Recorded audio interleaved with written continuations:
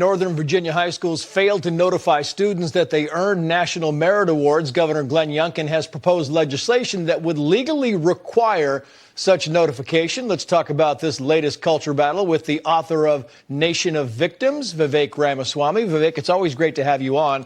Asra Nomani, who was on our show last night, wrote the following about the Merit Award fallout. Quoting here, 17 schools withheld National Merit Awards, mostly impact Asian students. Going on to say an analysis by Fairfax County Times reveals an estimated 75% of the National Merit semifinalists, a notch above commended students, are of Asian heritage, validating the questions raised in a new civil rights investigation by Virginia Attorney General Jason Miyares. I mean, it's kind of amazing that they're basically targeting one segment of the population, Vivek. I mean, the assault on merit is really an assault on the American soul, Trace. We have this new culture in our country that penalizes excellence and embraces victimhood.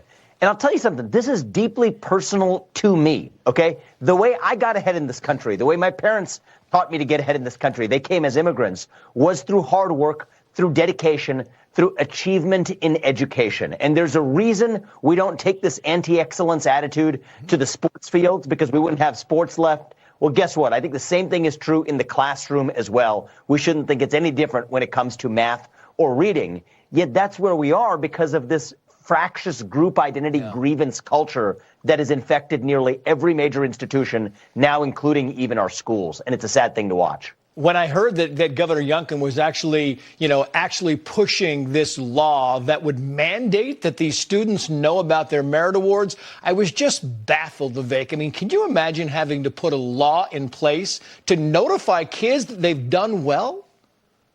It's sending a signal to the next generation that you have to be embarrassed in order to achieve.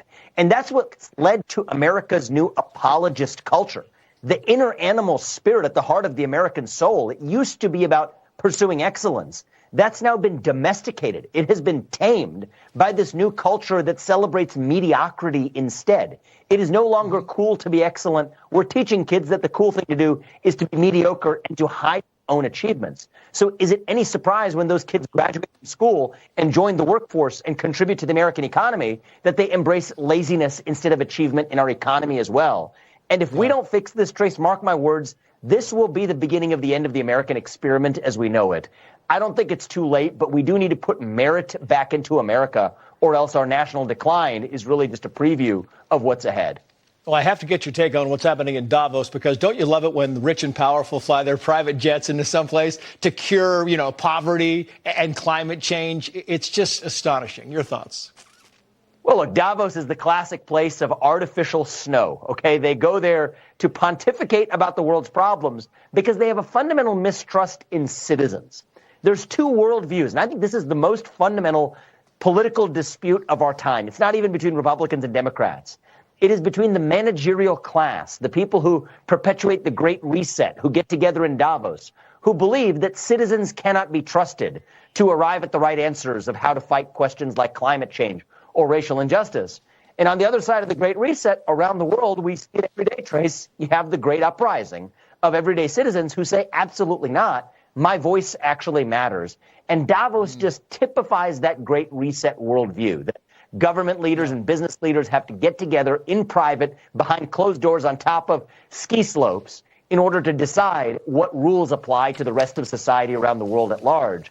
And I hope we Americans stand for the 1776 vision that says no to that old world European view, that says that we settle those disagreements as citizens where our voices count equally.